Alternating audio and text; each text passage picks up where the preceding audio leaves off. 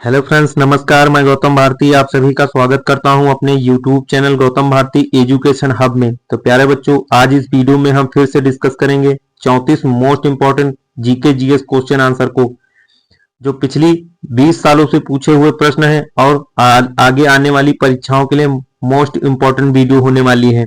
तो प्यारे बच्चों, वीडियो को शुरू करते हैं।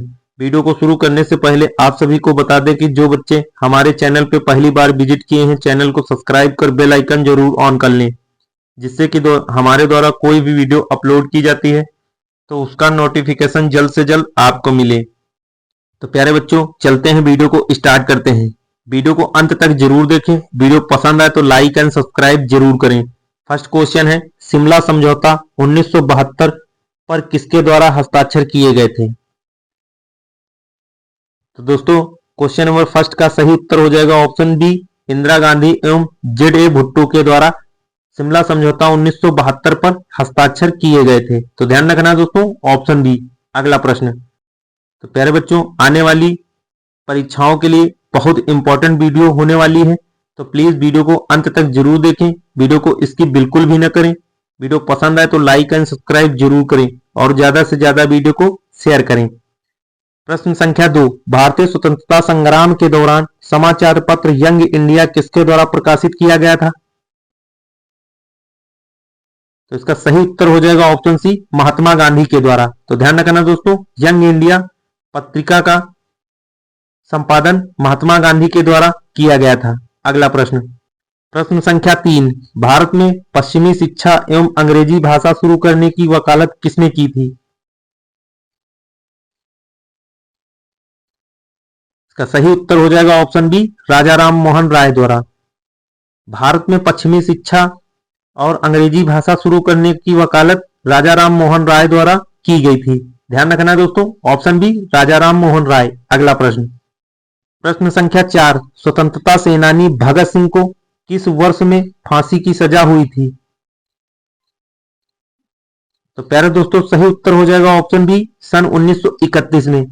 सन 1931 में भगत सिंह को फांसी की सजा हुई थी। तो ध्यान रखना दोस्तों, ऑप्शन बी, सन 1931। अगला प्रश्न। प्रश्न संख्या 5, स्वतंत्र भारत में भारतीय राष्ट्रीय कांग्रेस की पहली महिला अध्यक्ष कौन थी? तो स्वतंत्र भारत में भारतीय राष्ट्रीय कांग्रेस की पहली महिला अध्यक्ष इंदिरा गांधी जी थी। तो ध्यान रखना दोस्तों, ऑप्शन बी, इंदिरा गांधी। अगला प्रश्न। प्रश्न संख्या 6, भारत और पाकिस्तान के बीच युद्ध विराम रेखा को नियंत्रण रेखा को एलओसी में कब परिवर्तित किया गया था? तो दोस्तों, इसका सही उत्तर हो जाएगा ऑप्शन बी, सन 1972 में। सन 1972 में भारत और पाकिस्तान के बीच युद्ध विराम रेखा को एलओसी में परिवर्तित 1972 में किया गया था। तो ध्यान रखना दोस्तों, ऑप्शन बी, सन 1972 में। अगला प्रश्न। प्रश्न संख्या 7, श्रवणबेलगोला कहां स्थित है? तो प्यारे दोस्तों, इसका सही उत्तर हो जाएगा ऑप्शन डी, कर्नाटक में। श्रवणबेलगोला स्थान कर्नाटक राज्य में स्थित है। अगला प्रश्न। प्रश्न संख्या 8, निम्नलिखित में से कौन से स्थान को अद्वितीय प्राकृतिक पर्यावरण होने की वजह से यूनेस्को द्वारा 1985 में वैश्विक विरासत स्थल घोषित किया गया था? तो इसका सही उत्तर हो जाएगा दोस्तों ऑप्शन डी, राजाजी राष्ट्रीय उद्यान। तो ध्यान रखना दोस्तों, पर्यावरण की वजह से होने से यूनेस्को द्वारा 1985 में वैश्विक विरासत स्थल घोषित किया था राजाजी राष्ट्रीय उद्यान उत्तराखंड को। अगला प्रश्न। प्रश्न संख्या 9, नालंदा विश्वविद्यालय के पुनरुत्थान में महत्वपूर्ण भूमिका किसने निभाई थी? तो प्यारे बच्चों, इसका सही उत्तर होगा ऑप्शन डी, अमर्त्य सेन ने। नालंदा विश्वविद्यालय के पुनरुत्थान में महत्वपूर्ण भूमिका अमर्त्य सेन जी ने निभाई थी। तो ध्यान रखना दोस्तों, ऑप्शन डी। अगला प्रश्न। प्रश्न संख्या 10, 1905 में बंगाल के विभाजन का आदेश किसके द्वारा दिया गया था? तो इसका सही उत्तर हो जाएगा दोस्तों ऑप्शन ए, लॉर्ड कर्जन के द्वारा। लॉर्ड कर्जन के द्वारा 1905 में बंगाल विभाजन का आदेश पारित किया गया था। तो ध्यान रखना दोस्तों, ऑप्शन ए, लॉर्ड कर्जन। अगला प्रश्न। प्यारे बच्चों, वीडियो पसंद आ रही हो तो लाइक एंड सब्सक्राइब जरूर करें और ज्यादा से ज्यादा वीडियो को शेयर करें। वीडियो को अंत तक जरूर देखें। महात्मा गांधी कौन से व्यक्ति को अपना राजनैतिक गुरु या उपदेशक मानते थे? तो इसका सही उत्तर हो जाएगा दोस्तों ऑप्शन ए, गोपाल कृष्ण गोखले को।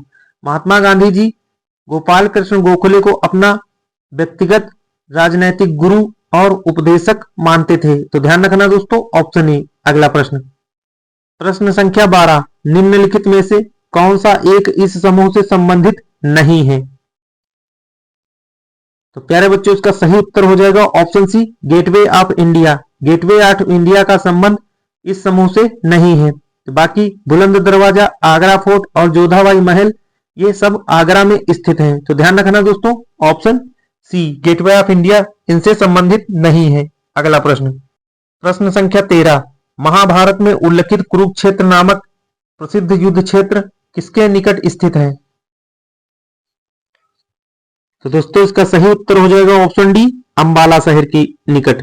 महाभारत में उल्लेखित कुरुक्षेत्र नामक प्रसिद्ध युद्ध क्षेत्र अंबाला शहर के निकट स्थित है। तो ध्यान रखना दोस्तों ऑप्शन डी, अंबाला क्षेत्र शहर। अगला प्रश्न, प्रश्न संख्या 14, हिंदुस्तान सोशलिस्ट रिपब्लिकन एसोसिएशन की स्थापना किसके द्वारा की गई थी? तो प्यारे बच्चों सभी लोग जवाब देंगे कमेंट बॉक्स में। हिंदुस्तान सोशलिस्ट रिपब्लिकन एसोसिएशन की स्थापना किसके द्वारा की गई थी? तो इसका सही उत्तर हो जाएगा दोस्तों ऑप्शन डी, भगत सिंह के द्वारा। भगत सिंह जी ने हिंदुस्तान सोशलिस्ट रिपब्लिकन एसोसिएशन की स्थापना की गई थी, भगत सिंह ने। अगला प्रश्न, प्यारे बच्चों इस वीडियो का एक एक क्वेश्चन अपने आप में इंपॉर्टेंट है, तो प्लीज वीडियो को इसकी बिल्कुल भी न करें, वीडियो को अंत तक जरूर देखें और अपने दोस्तों में शेयर करें। बिपिन चंद्र पाल सहित 3 लोकप्रिय स्वतंत्रता सेनानी लाल बाल पाल के रूप में जाने जाते थे, उनमें से अन्य 2 कौन थे? तो प्यारे बच्चों इसका सही उत्तर हो जाएगा ऑप्शन बी, लाल बाल गंगाधर तिलक और लाला लाजपत राय, क्या भी लाल बाल पाल में शामिल थे। तो ध्यान रखना है दोस्तों, बिपिन चंद्र पाल सहित बाल गंगाधर तिलक और लाला लाजपत राय लाल बाल पाल के नाम से जाने जाते थे। अगला प्रश्न, प्रश्न संख्या 16, दास वंश की स्थापना या फिर गुलाम वंश की स्थापना किसने की थी? तो प्यारे दोस्तों क्वेश्चन नंबर 16 का सही उत्तर हो जाएगा ऑप्शन ए, कुतुबुद्दीन ऐबक के द्वारा गुलाम वंश या फिर दास वंश की स्थापना की गई थी, कुतुबुद्दीन ऐबक के द्वारा। अगला प्रश्न, प्रश्न संख्या 16 या क्वेश्चन रिपीटेड है तो इसका सही उत्तर हो जाएगा ऑप्शन ए, कुतुबुद्दीन ऐबक। अगला प्रश्न, प्रश्न संख्या 17, बृहदेश्वर मंदिर किस प्रकार की सामग्री से बनाया गया है? तो प्यारे बच्चों इसका सही उत्तर हो जाएगा ऑप्शन बी, ग्रेनाइट सामग्री से। बृहदेश्वर महादेव मंदिर का निर्माण ग्रेनाइट सामग्री से किया गया है। तो अगला क्वेश्चन, प्रश्न संख्या 19, पंच सिद्धांतिका बृहद संहिता और सांख्य सिद्धांत के लेखक कौन थे या हैं? तो इसका सही उत्तर हो जाएगा दोस्तों ऑप्शन डी, बारामिहिर। बारामिहिर के द्वारा पंच सिद्धांत और बृहद संहिता और सांख्य दर्शन की रचना की गई थी, बारामिहिर के द्वारा। अगला प्रश्न, प्रश्न संख्या 20, स्वतंत्रता से पूर्व निम्नलिखित में से कौन सी एक फ्रांसीसी कॉलोनी नहीं थी? तो प्यारे बच्चों 20 का सही उत्तर हो जाएगा ऑप्शन बी, पटना। स्वतंत्रता से पूर्व पटना फ्रांसीसी कॉलोनी एक नहीं थी। तो ध्यान रखना दोस्तों, पटना एक फ्रांसीसी कॉलोनी नहीं थी। अगला प्रश्न, प्रश्न संख्या 21, महान सम्राट अशोक किस राजवंश के राजा थे? तो महान सम्राट अशोक किस राजवंश के राजा थे दोस्तों? इसका सही उत्तर हो जाएगा ऑप्शन ए, मौर्य राजवंश के। महान सम्राट अशोक मौर्य राजवंश के राजा थे। तो ध्यान रखना दोस्तों, किसके उत्तराधिकारी थे? तो बिंदुसार के। अगला प्रश्न, प्रश्न संख्या 22, निम्नलिखित मस्जिदों में से किसका निर्माण मुगल सम्राट शाहजहां द्वारा किया गया था? तो प्यारे बच्चों इसका सही उत्तर हो जाएगा ऑप्शन ए, जामा मस्जिद दिल्ली का।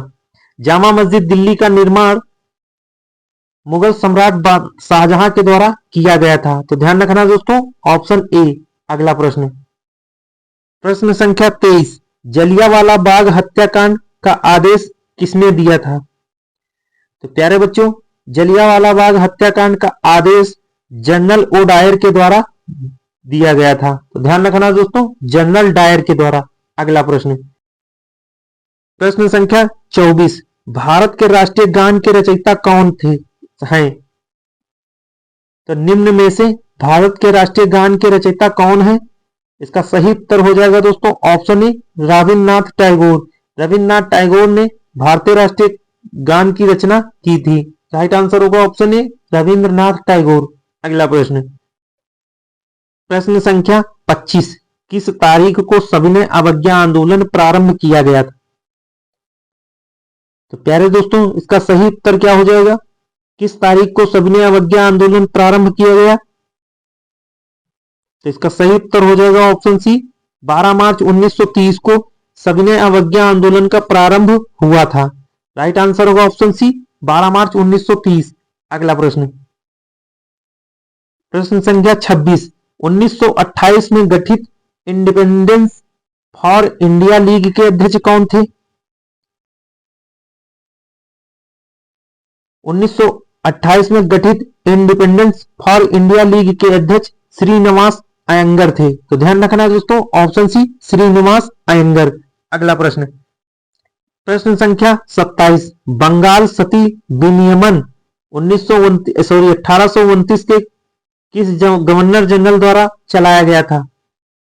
तो इसका सही उत्तर हो जाएगा दोस्तों option B, Lord William Bentinck के द्वारा। बंगाल सती विनियमन 1829 भारत के Lord William Bentinck governor general द्वारा चलाया गया था। तो ध्यान रखना दोस्तों, option B, Lord William Bentinck. अगला प्रश्न, प्रश्न संख्या 28, प्लीज उन्मूलन की याद में किसकी उन्मूलन की याद में कुतुब मोहम्मद कुली कुतुब शाह ने द्वारा निर्मित स्मारक निम्नलिखित में कौन सा मीनार है? तो इसका सही उत्तर हो जाएगा दोस्तों, इसका सही उत्तर हो जाएगा ऑप्शन बी, चार मीनार। ध्यान रखना दोस्तों, चार मीनार। अगला प्रश्न, प्रश्न संख्या 29, मुगल साम्राज्य की स्थापना किसके द्वारा की गई थी? तो दोस्तों, मुगल साम्राज्य की स्थापना भारत में बाबर के द्वारा की गई थी। तो ध्यान रखना दोस्तों, ऑप्शन बी, ए, बाबर। अगला प्रश्न, प्रश्न संख्या 30, किंग जॉर्ज पंचम तथा क्वीन मैरी की यात्रा की याद में सन 1911 में भारत का कौन सा लोकप्रिय पर्यटन स्थल बनाया गया? तो ध्यान रखना दोस्तों, इसका सही उत्तर हो जाएगा option B, Gateway of India. Gateway of India का निर्माण किंग जॉर्ज पंचम तथा क्वीन मैरी की यात्रा की याद में सन 1911 में भारत में एक लोकप्रिय पर्यटन स्थल बनाया गया, गेटवे ऑफ इंडिया। अगला प्रश्न, प्रश्न संख्या 31, भारतीय राष्ट्रीय कांग्रेस के पहले अध्यक्ष कौन थे? तो इसका सही उत्तर हो जाएगा दोस्तों ऑप्शन ए, व्योमेश चंद्र बनर्जी। भारतीय राष्ट्रीय कांग्रेस के पहले अध्यक्ष व्योमेश चंद्र बनर्जी थे। तो ध्यान रखना दोस्तों, ऑप्शन ए, व्योमेश चंद्र बनर्जी। अगला प्रश्न, प्रश्न संख्या 32, यूनेस्को वैश्विक विरासत स्थल खजुराहो कहां पर स्थित है? तो दोस्तों, इसका सही उत्तर हो जाएगा ऑप्शन ए, मध्य प्रदेश में। यूनेस्को वैश्विक विरासत स्थल खजुराहो मध्य प्रदेश में स्थित है। तो ध्यान रखना दोस्तों, ऑप्शन ए, मध्य प्रदेश। अगला प्रश्न, प्रश्न संख्या 33, 1337 से 1453 तक 100 वर्षों से भी अधिक समय तक किनके बीच युद्ध चलता रहा? तो 1337 से 1453 तक 100 वर्षों से अधिक समय तक किनके बीच युद्ध चलता रहा था? तो क्वेश्चन नंबर 33 का सही उत्तर हो जाएगा दोस्तों ऑप्शन डी, इंग्लैंड और फ्रांस के बीच 100 वर्षों से अधिक तक के युद्ध चलता रहा। तो ध्यान रखना दोस्तों, इंग्लैंड और फ्रांस के बीच। अगला प्रश्न, प्रश्न संख्या 34, भारत का राष्ट्रीय आदर्श वाक्य सत्यमेव जयते अर्थात सत्य की हमेशा विजय होती है कि प्राचीन भारतीय शास्त्र से किस प्राचीन भारतीय शास्त्र से उद्धत एक तंत्र है? तो इसका सही उत्तर हो जाएगा दोस्तों ऑप्शन बी, मुंडकोपनिषद। तो ध्यान रखना दोस्तों, ऑप्शन बी मुंडकोपनिषद। तो प्यारे बच्चों, यह थे आज के वीडियो के प्रश्न जो आगामी परीक्षा के लिए बहुत इंपॉर्टेंट थे। तो वीडियो कैसी लगी कमेंट बॉक्स में कमेंट करके जरूर बताएं। वीडियो अच्छी लगी तो लाइक एंड सब्सक्राइब जरूर करें और ज्यादा से ज्यादा अपने दोस्तों और भाई बहनों को शेयर करें, जिससे इसका लाभ अधिक से अधिक लोगों को मिल सके। तो आज के लिए इतना ही, मिलते हैं अगले नए वीडियो में। जय हिंद, जय भारत।